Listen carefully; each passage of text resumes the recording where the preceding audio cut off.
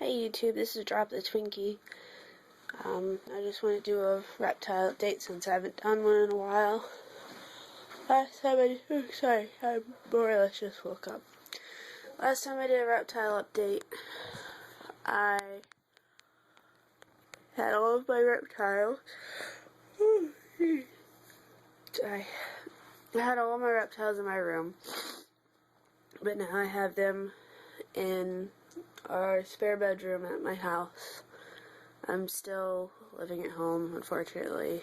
Fun stuff between college and the real world. But, anyways, just want to more or less go over what big changes has happened. I think in the last video I explained what animals I no longer have. Right now I have this awesome shelf system that I bought from Lowe's. Luckily it's only about 60 bucks, but it's awesome in the fact that it can be separated into 2 different units, and it's got holes that you can hang your tongs and your snake hooks off of, so that's pretty awesome. But I'll just go around the room. That first rack there is Sarah, my bearded dragon. She's still at a 40 breeder. That's the 2 adult corn snakes, Exige on the top there and Evora on the bottom.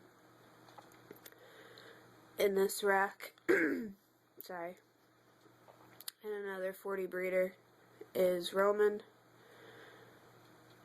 In the Exoterra low tank, which is what I'm going to end up converting all of my tanks to, is Harley, my male hognose.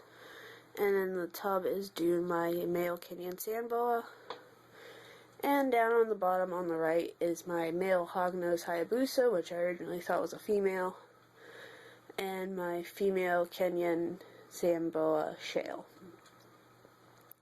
Like I said, I'm going to end up converting all my tanks to the Exoterra low.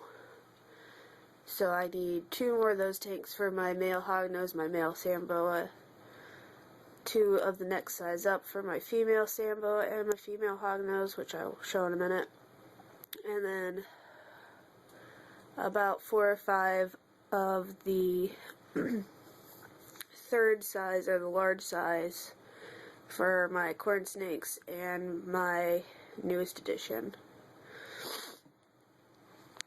And then right over here I have my tortoise table, which I have to redo because it's completely and utterly too small for my tortoise now. And down here, I really don't feel like getting up, but I will.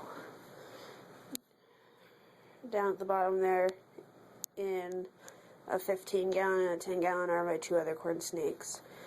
I want to put Exige in a 35, or get him the Exoterra low to start off with, and be able to move Cala into the 20 and Gallardo into the 15. But of course that involves having money, which I'm currently a little low on. But anyways, in the Zoomed tank, minus all the glare, is my green tree python, which has actually finally gone completely through its color change. Hi, good morning. Camera doesn't, there we go. She's still a little small. I did find out that it is a female. I had a friend of mine actually probe her and show me how to use sexing probes. Needless to say, that was fun. I finally got my real first official snake bite, and it was from that girl there. Needless to say, it wasn't too much fun. And this 5-gallon tank is my baby 2012 female Western hognose. She's produced from a friend of mine up in Delaware. Got her for a pretty good price, which I'm really thrilled of. A lot of people are trying to rip people off for female hognoses, and I just don't really think it's right, but in here I have my miscellaneous crested gecko. I'm still not sure if it's a male or female. That's Taco. In this 20 high here is Mudslide, my male crested gecko, and in this Zoom Ed is my female crested gecko, Sophie. I got Sophie in Connecticut. I got Taco in Maryland.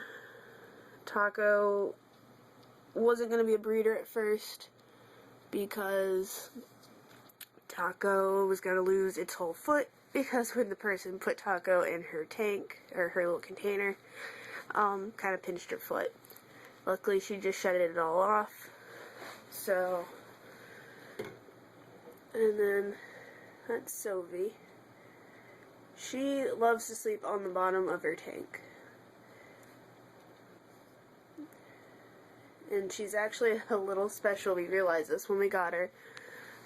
One of her eyes is sunken in a little bit more than the other, but she's the most laid-back crested gecko I've ever seen, had, all that good stuff. Then I have my binder. I have, for feeding records, miscellaneous records. This feeding records is mostly just for the crested geckos, the tortoise, and the dragon. Because all of my snakes, I ritualistically log that on iHerp. I do plan on doing a video about iHerp, so wait for that to come. Maryland regulations. If I do plan on breeding my corn snakes next year, I will end up getting a permit. And the rest of the stuff is just like feeding record stuff, medical procedures, first aid kit, equipment that I should have, Munson plan, safe foods for bearded dragons, and then it goes on to where I've got all of my records from iHerp for all my animals, plus my invoices if I still have some of them, mostly just for one or two of my animals, and a care sheet. And I have all my miscellaneous items, my trash can. Labeler's always good. And it's a good thing that I worked at Staples, because this was on sale for like $35, or for $10, originally $35, plus my discount, so I couldn't pass up getting a labeler. And it's come in handy for the most part.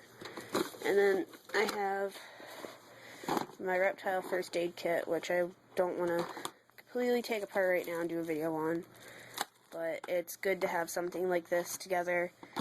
Always prepare for what you don't want to happen, rather than, you know, freak out when it does happen. And then, I know my reptile room right now is a complete and utter mess. And then I have dewormer, which I will, yes, I know it says horse dewormer. You can use Panicure, it's actually what they recommend for animals that you need to deworm, which I will actually show you, I guess now. I'll go ahead and do a video with Panzer. It'll take a minute.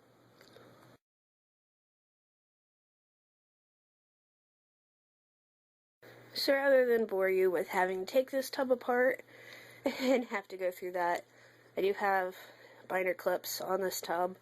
I also have two extremely large textbooks on this tub, and it is not located in my reptile room, it's actually located in my bedroom, because this animal is being quarantined. It is in a, I want to say it's roughly like 120 gallon tub. That gives you reference for size. It is actually a wild caught Madagascar giant hognose that I purchased from Triple L Reptile.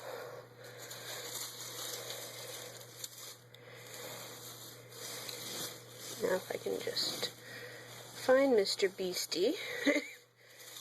Panzer's his name. He's probably, here we go. Hey, buddy.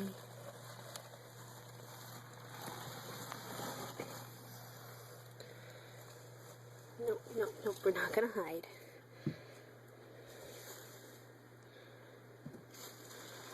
Now he's automatically gonna go under the bedding, but he's roughly about the size of my corn snakes.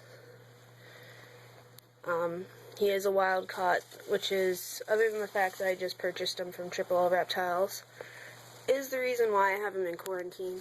I'm not sure what kind of fun parasites he may have. Can I just see you for a second, please, bud? And of course he's trying to go back into his hide. Oh, Panzer. I'm gonna set you there for a second.